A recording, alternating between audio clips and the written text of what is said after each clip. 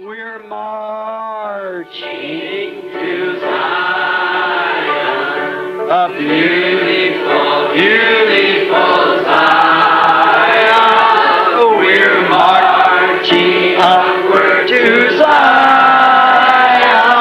that beautiful city of God. Oh, we're marching to Zion. Beautiful, beautiful Zion. We're marching upward to Zion, that beautiful city of God. Let those refuse to sing who never knew our God, but children of the heavenly King, but children of the heavenly King may speak their joys abroad, may speak their joys abroad. For we're marching to Zion, hallelujah, the beautiful, beautiful Zion. Oh, we're marching upward to Zion, that beautiful city of God. Oh, we're marching to Zion, a beautiful, beautiful Zion. We're marching upward to Zion, the beautiful city of God. Get your handkerchief out. Cumprimentamos a todos os nossos amados e preciosos irmãos, na graça e na paz de nosso Senhor e Salvador Jesus Cristo. Quem vos cumprimenta é o pastor José Aparecido da Silva. E a partir de agora, nós estamos dando início em mais uma programação de fé, com hinos, orações e a mensagem poderosa da Palavra de Deus em nosso favor. E nós convidamos a todos os nossos amados e preciosos irmãos para termos um momento de oração falando com o Senhor nosso Deus, nosso Pai Criador. Oremos todos. Gracioso e bondoso Deus, Pai de nosso Senhor e Salvador Jesus Cristo, humildemente, ó Pai, nós nos encontramos em Tua bendita presença, agradecidos pela oportunidade de estarmos reunidos mais uma vez com os nossos queridos e amados irmãos, irmãs, e que creem na palavra do Senhor, que creem na mensagem do profeta do Senhor que o Senhor nos enviou, que o Senhor prometeu em Malaquias capítulo 4, ó Deus, e nós damos graças pela vida de cada um dos nossos amados irmãos. Eu peço então a bênção em favor de todos, peço que o Senhor cure os enfermos, liberte os oprimidos, atenda a petição daquele que está desesperado, aquela que está desesperada, necessitada de ajuda, seja qual for a questão, o problema de cada um, que o Senhor possa estender as tuas mãos santas de misericórdia e abençoar e dar vitória. E também, Senhor, pedimos o perdão pelos nossos pecados, nossas muitas fraquezas, nossas falhas, e pedimos também a inspiração divina para mais este trabalho, que todos nós, não somente quem vai pregar, mas quem vai ouvir, que todos possamos estar sob a mesma inspiração do Espírito Santo, ó Deus. E nós pedimos tudo isto humildemente no precioso nome do Senhor Jesus Cristo. Amém, amém, Jesus. Graças a Deus. Muito bom, meus queridos e amados irmãos. A escritura que vamos ler está na carta do apóstolo São Tiago, e nós leremos no capítulo 3 e a partir do versículo 13. E enquanto os irmãos procuram em suas Bíblias, nós vamos então trazer as nossas notificações, como nós fazemos diariamente. Esta programação é publicada de segunda a sábado aqui pelo nosso portal da Mensagem Revelada, e também é reprisado através dos nossos grupos de WhatsApp. Portanto, qualquer irmão, qualquer irmã que desejar ser participante de um grupo de WhatsApp, é só entrar em contato conosco. Nosso número está na descrição deste vídeo e nós adicionaremos com muito prazer. E pedimos a todos vocês que ainda não são inscritos neste canal, que inscrevam-se e também não esqueçam de clicar ali no gostei, naquele símbolozinho de joia. Então, com isso, nós fazemos com que o algoritmo do YouTube possa impulsionar os vídeos e assim, dessa forma, mais e mais pessoas vão sendo alcançadas pela bênção de Deus, porque o nosso único objetivo através deste programa é levar a bênção, levar a palavra de Deus aos corações dos filhos de Deus. E existem muitos que ainda não conhecem esta programação, e então nós gostaríamos de contar com a ajuda de cada um dos nossos irmãos. Quando estiverem assistindo, não esqueçam de clicar no gostei. E também, como já disse, não se esqueça de inscrever-se no canal. Muito bom, então.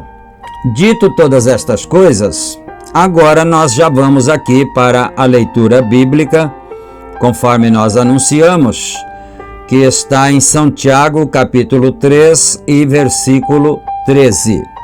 Leiamos então. Quem dentre vós é sábio e entendido? Mostre pelo seu bom trato as suas obras em mansidão de sabedoria. Mas se tendes amarga inveja e sentimento contencioso em vosso coração, não vos glorieis, nem mintais contra a verdade. Essa não é a sabedoria que vem do alto, mas é terrena, animal e diabólica. Porque onde há inveja e espírito contencioso, aí há perturbação e toda a obra perversa. Mas a sabedoria que do alto vem é primeiramente pura, depois pacífica, moderada, tratável, cheia de misericórdia e de bons frutos, sem parcialidades e sem hipocrisia. Ora, o fruto da justiça semeia-se na paz para os que exercitam a paz. Amém. Nós lemos então aqui até o término do capítulo, não é? Que é o capítulo aqui 3, tem 18 versículos, e nós lemos do 13 ao 18. E agora, queridos, nós vamos ouvir uma belíssima canção para o nosso enlevo espiritual. O nome do hino que vamos ouvir tem por título Canção do Nauta. Esse hino é cantado pelo cantor sacro, cantor evangélico Oséias de Paula. E às vezes nós que somos assim um pouco saudosistas, às vezes nos pomos a lembrar desses velhos e bons cantos que nós acostumávamos ouvir e até cantar, não é? Em nossas igrejas, em nossos cultos, muitas vezes ali, porque eu estava fazendo um pequeno cálculo aqui, assim de memória. Eu acho que esse hino, inclusive o disco completo, né, que tem por título 100 Ovelhas, foi gravado, eu acredito que eu esteja mais ou menos correto, foi gravado há mais ou menos meio século, 50 anos. E aí a gente começa a pensar, reviver a saudade, né?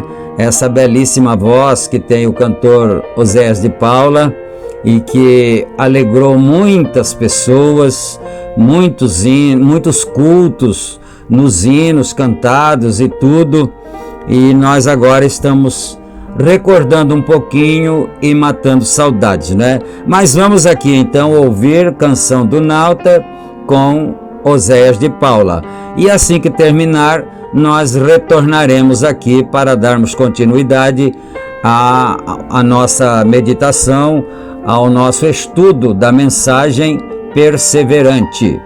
Ouçamos então e meditemos.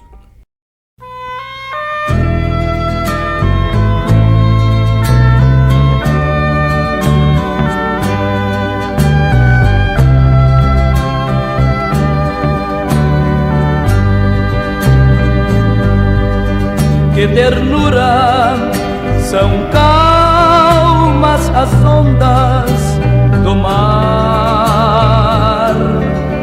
Meu barquinho desliza sutil sob o nume solar,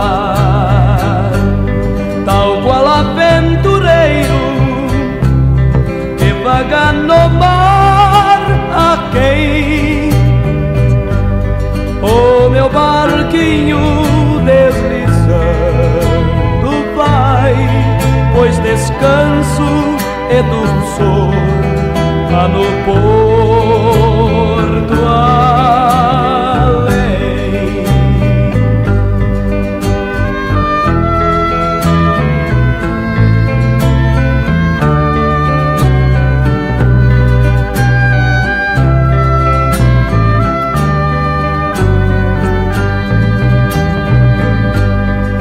Se algum dia feroz temporal açoitar,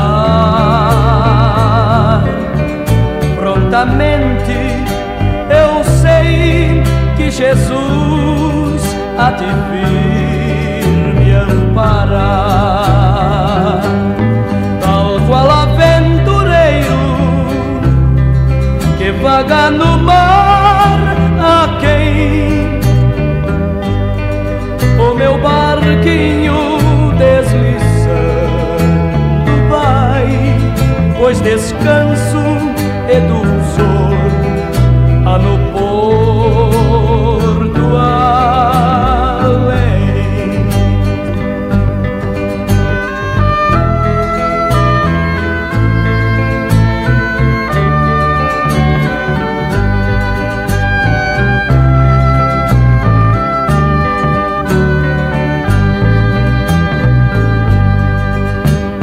As ondas levanto os meus olhos para o céu e suplico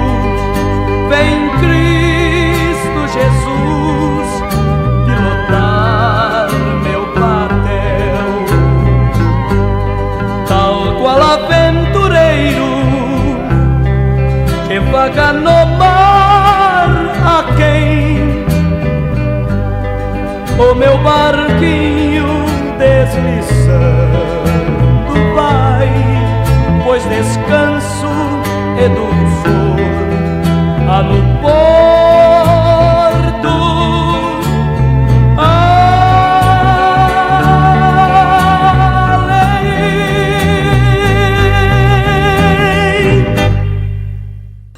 Amém, Jesus. Graças a Deus. Que o Senhor Deus aceite esse louvor para a honra e glória de seu bendito nome. E agora aqui, queridos, nós estamos com a mensagem aberta, perseverante, e nós vamos dar continuidade ao estudo da mesma a partir do parágrafo 36. Na verdade, nós já lemos o 35, não é? Mas vamos fazer o seguinte, vamos aqui recapitular o parágrafo 35 também, que é muito importante, não é? Vamos aí. E isso me faz pensar nisto. Esta é a razão, esta noite, porque nossos sistemas falharam. Essa é a razão porque nunca seremos capazes de instruir as pessoas a Deus, não é? Nós nunca seremos capazes de denominá-las a Deus. Nós tentamos todos estes sistemas e todos falham, como caíram como a Torre de Babel, e sempre farão isso. Então vocês se lembram que na programação anterior nós estávamos meditando sobre aquilo que Deus, aquela ordem que Deus havia dado a Noé para que construísse uma arca, uma embarcação muito grande, né, com 3 andares, e você já sabe, nós vamos economizar o nosso tempo, não é? E aí o mundo não escapou do dilúvio e foi exterminado. Toda a raça humana foi exterminada, com exceção daqueles que estavam dentro da arca. Bom, eles não creram na mensagem de Noé, é claro. Eles acharam que era uma loucura aquilo que ele estava dizendo. Mas aconteceu, veio a destruição. Então a geração seguinte, que veio depois do dilúvio, e aí nasceram pessoas e depois cresceram e se tornaram adultas, e o mundo começou a ser povoado de novo. E aí nós encontramos que Nimrod resolveu construir uma torre para subir até ao céu. Caso viesse algum dilúvio novamente, então eles teriam uma via de escape. Essa é a maneira denominacional de pensar em se chegar a Deus. Ele pensou, nós faremos uma via de escape, porque a de Noé não foi ele que programou, foi Deus. Então o mundo foi destruído. Noé estava certo. E agora eles disseram, bem, então nós vamos construir essa torre que chegue o seu topo até o céu. E caso venha um outro dilúvio, nós subiremos na torre e nos livraremos das águas. Não é? É isso que o profeta está querendo mostrar para nós aqui. Deus, o Deus imutável, tomou sua decisão no Jardim do Éden de como ele salvaria o homem.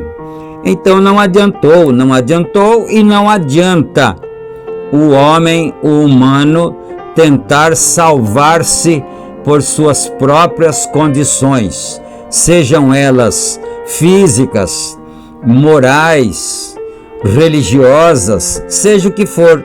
Não adianta o ser humano tentar se chegar a Deus, salvar sua alma através de seus próprios métodos, de seus próprios meios. E quando Deus toma uma decisão, tem de permanecer sempre assim. Ele não pode mudar. Isto aqui, prestemos atenção nisto. Tem que permanecer sempre assim quando ele toma uma decisão, porque ele não pode mudar. Ele não pode ficar mais inteligente. Você viu isso? Deus não aprende mais nada. Tudo que ele sabe hoje, ele já sabia desde antes da fundação do mundo. Desde antes que houvesse mundo, ele já sabia tudo que ele sabe hoje. Portanto, o profeta às vezes usa algumas expressões interessantes, né? Ele não pode ficar mais inteligente do que ele já era, porque ele já era tudo o que ele tinha que ser. Então ele não aprende mais nada. É isso que o profeta está mostrando aqui. Ele é a fonte de toda a inteligência. Não importa o que nossa ciência diga. Se for contra a inteligência ou a palavra de Deus, é contrário, não está certo. Não me importa quão cientificamente possa ser provado, ainda assim está errado. Pronto. Seja o que for que nós façamos, que os intelectuais, os grandes pensadores façam, se não estiver de acordo com o que Deus disse, está errado e não vai prosperar, com certeza. Deus decidiu que salvaria o homem pelo sangue derramado de um inocente. Tentaram construir cidades, tentaram uni-los, tentaram construir torres, instruí-los nisto e sempre se afastam mais. Nunca se poderá salvar o homem até que ele retorne ao sangue. Esse é o único lugar em que Deus chega a se encontrar com um homem. Então isso aqui é bastante profundo e pode ser que muitos de nós já saibamos ou já sabíamos, mas pode ser que tenham muitos que não sabiam ainda. A única maneira, o único lugar aonde Deus pode se encontrar com um ser humano é sob o sangue. Aleluia. Não por seu intelecto, não por quão inteligente ele seja. Quantos homens o tornaram sacerdotes, ou bispo, ou superintendente estadual, ou o que seja, ministro, diácono. Não é nessa condição que Deus se encontra com um homem. Então você pode, eu posso fazer o que eu quiser, formar igrejas, formar doutrinas, credos, dogmas, denominações, nada adiantará, porque não é dessa maneira que Deus programou a se encontrar com o homem e a salvar o homem. Ele se encontra com ele na condição de que ele esteja sob o sangue derramado. Esse é o único lugar em que Israel alguma vez foi capaz de encontrar Deus para adorar. Foi sob o sangue derramado. Essa é a maneira provida por Deus. Nenhuma outra maneira funcionará. E sob o sangue derramado, Deus se encontra com o homem e se põe na presença do homem. Amém. Aí sim, não é? Quer dizer, sob o sangue. Mas que sangue é esse, não é? Hoje em dia não adianta mais você matar um cordeiro ou você matar uma rolinha ou alguma coisa assim, porque o sacrifício perfeito já foi feito, que era o sacrifício do Senhor Jesus Cristo, Filho de Deus. Então é somente debaixo deste sangue que Deus se encontra com o homem. Quando falo o homem, naturalmente é com a mulher também, com o ser humano. Somente debaixo desse sangue do seu próprio Filho. Aleluia.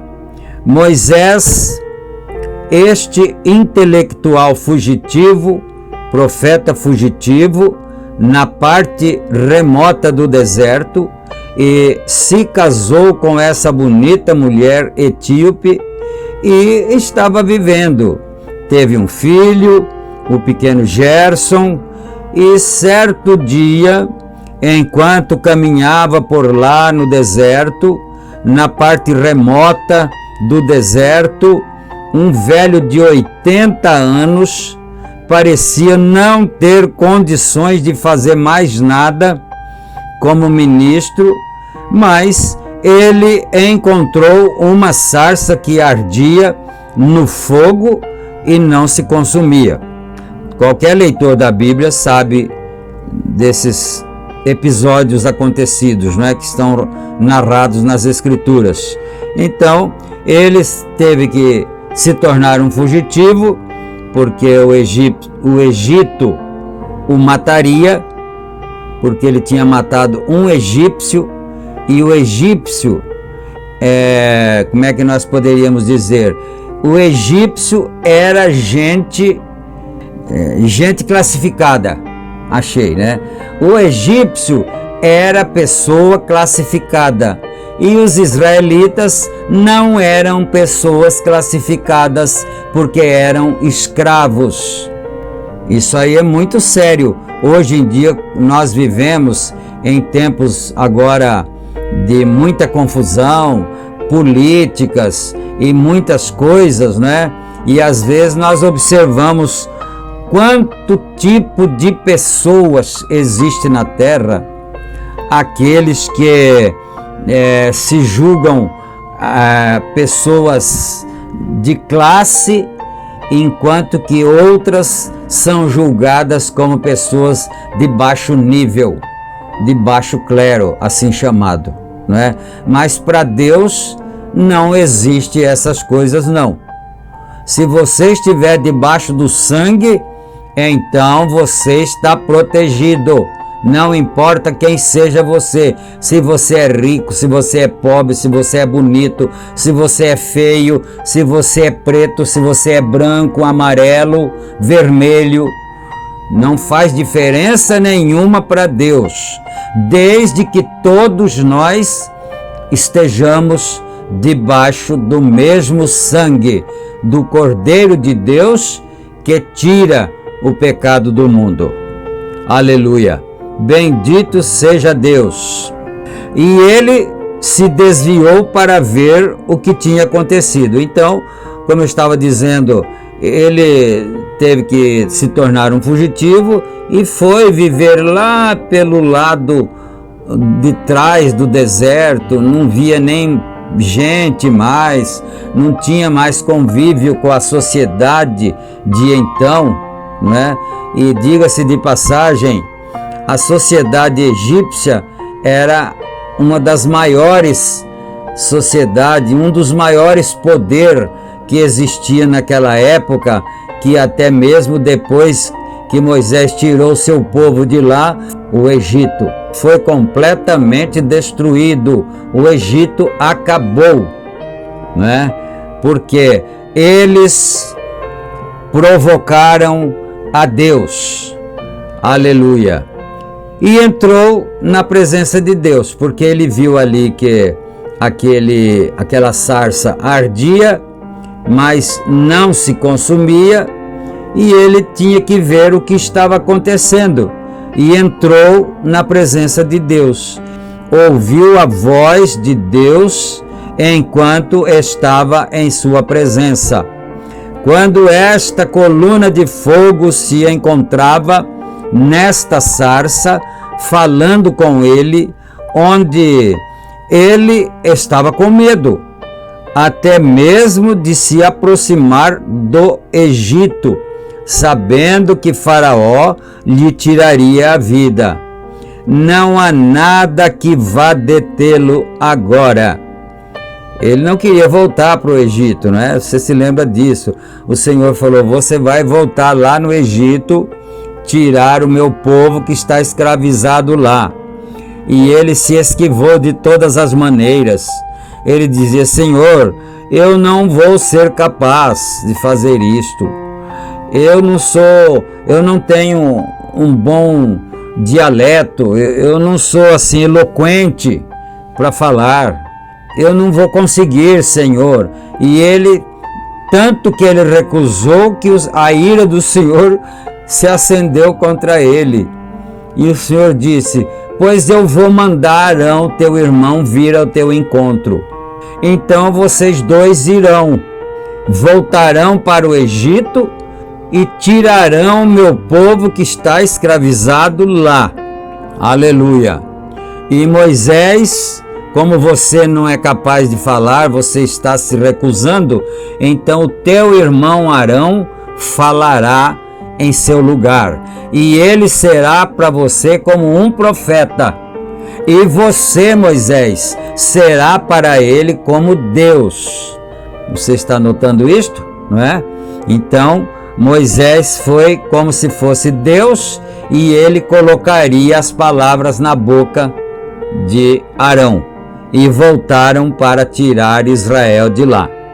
E algumas vezes, quando um homem entra na presença de Deus e ouve a voz de Deus, ele faz coisas tão radicais para as pessoas de pensamento comum que parece ridículo. No dia seguinte, agora, um homem que estava com medo de tomar um exército para atacar o Egito, todos os escravos que haviam no Egito, ele estava com medo de atacar Faraó assim. Aqui está ele no dia seguinte, com 80 anos de idade, a barba até a cintura, a careca brilhando, uma vara torta na mão, a esposa sentada numa mula com uma criança no colo, indo com os olhos erguidos, glorificando a Deus. Eu penso que esse era Moisés, que estava indo com os olhos erguidos, tão confiante, tão determinado, aquele medroso que não queria voltar. O exército de Faraó vai me exterminar. Eu não dei conta quando eu estava lá que eu dominava o exército do Egito. Agora eu não tenho exército, eu só tenho essa vara aqui na minha mão. Não vai dar para eu ir, ele dizia para Deus, não é? Mas aí quando o Senhor proveu a sua maneira, programou para que seu irmão Arão viesse, então agora o profeta diz aqui que ele botou sua mulher, Moisés botou sua mulher Zípora ali naquela mula com uma criança, bebê no colo ainda, e foram para o Egito, e o profeta diz aqui, e ele foi com seus olhos erguidos, glorificando a Deus. Aonde vai, Moisés? Vou ao Egito para tomar posse. A invasão de um só homem. Por quê? Ele tinha estado na presença de Deus. Ele tinha visto o que Deus podia fazer com uma vara. Ele não sabia o que ele podia fazer com um exército. Ele sabia o que ele podia fazer com uma vara. Ele não quis nem saber se o exército do Egito ia vir contra ele. Ele destruiria a todos. Certamente vieram, não é? Porque eles não iam deixar, o exército não ia deixar Moisés destruir o Egito sem tomar nenhuma atitude. Tanto é que depois eles vieram atrás no Mar Vermelho. E quando o Senhor Deus abriu o caminho no Mar Vermelho, eu estou parando aqui no parágrafo 43, né? Então, quando eles chegaram no Mar Vermelho, e agora? O exército de Faraó vinha atrás, né? Parece-me 2 milhões de soldados, e o mar estava na frente. E agora? O que é que nós vamos fazer? E o povo começou a clamar, a murmurar, porque eles não oravam, eles murmuravam. O problema é esse. Tem crente que não ora, tem crente que murmura, e Deus odeia murmuração. Então ele falou com o Senhor: e agora, Senhor, o que é que eu faço? Esse povo aqui, o exército está chegando cada vez mais perto de nós, e o mar na frente, e eu não tenho para onde ir com esse povo que o Senhor me ordenou que tirasse do Egito. Aí o Senhor disse para ele: Moisés, o que você tem na mão? Uma vara. Falei: então usa a vara que você tem na mão. Aquela vara era como se fosse a palavra de Deus, era como se fosse a Bíblia. Usa essa palavra contra o inimigo, contra o diabo, contra os espíritos malignos, espíritos de enfermidade, espíritos de contenda. Vai-te, Satanás! Aleluia! Usa ela, Moisés. E ele feriu as águas, e o que aconteceu? O mar se abriu, se dividiu em 2, e fez-se um caminho por onde eles passariam a pé enxuto. E eles passaram, e Moisés e o seu povo passou. Mas quando quando o Egito veio atrás, o exército egípcio vier atrás, e eles pensaram que poderiam também entrar pelo mesmo caminho, se Israel passou, nós passaremos também, e nós seguiremos em busca deles, na captura deles. Mas o que aconteceu?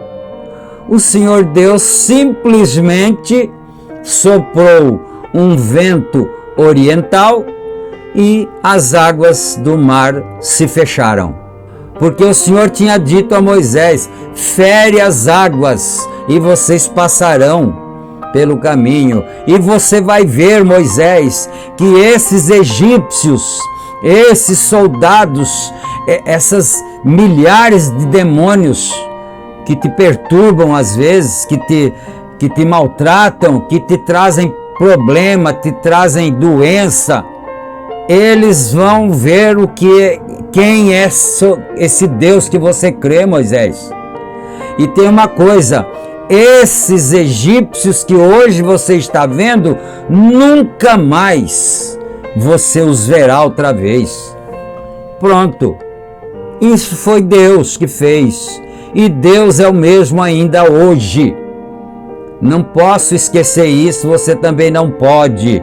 Deus é o mesmo que fez isso com Moisés, ele ainda é o mesmo. O profeta acabou de dizer que ele não se torna mais inteligente. Ele não melhora as suas coisas, é sempre a mesma coisa, porque ele já sabia sempre o que ele sabe hoje. Aleluia. Meus queridos, vamos orar agora, crendo dessa maneira nesse Deus tão tremendo, que é um Deus verdadeiro, não é um Deus que é somente uma figura em uma parede ou em algum lugar. E lembrando então, se você trouxe sua peça de roupa, seu lenço, coloca ela aí e põe as suas mãos sobre ela ou sobre elas e ore agora juntamente conosco. Pai bendito e santo, em nome do Senhor Jesus Cristo, nós agora estamos orando agradecendo ao Senhor por mais este programa, por essa palavra que o Senhor tem nos mandado mais esta vez. Ó Pai bendito, e agora, meu Deus, nós determinamos pela fé e pela autoridade da Bíblia de Deus, que nos foi dada como ministro do Evangelho, nós determinamos que aquele irmão que está depositando sua fé na palavra receba agora a sua bênção. Aquela irmã, mesma coisa, receba agora a sua bênção. Em nome do Senhor Jesus Cristo, aquele lar receba vitória, receba paz. Aleluia! O desempregado consiga o seu emprego para ganhar o pão de cada dia. Aleluia! Bendito seja Deus, Pai de misericórdia, e também que esses lenços, essas roupas que estão colocadas em algum lugar, aquela que o irmão está ou a irmã com as suas mãos sobre ela, que a virtude do Altíssimo desça e penetre naquela roupa, e quando a pessoa for usar, ela receberá a bênção, ela receberá a virtude do Espírito Santo, que é o curador, que é o libertador. Aleluia! Em nome de nosso Senhor Jesus Cristo. Amém. Glória a Deus. Bendito seja Deus. Queridos irmãos, chegamos ao final da nossa apresentação de hoje. Se Deus nos permitir, nós estaremos juntos em nosso próximo programa. Não falhem, não faltem. Esteja conosco em nosso próximo programa. Fiquem todos com Deus, na graça, na paz do Senhor Jesus Cristo, e até o nosso próximo encontro então. Amém. Amém, Jesus.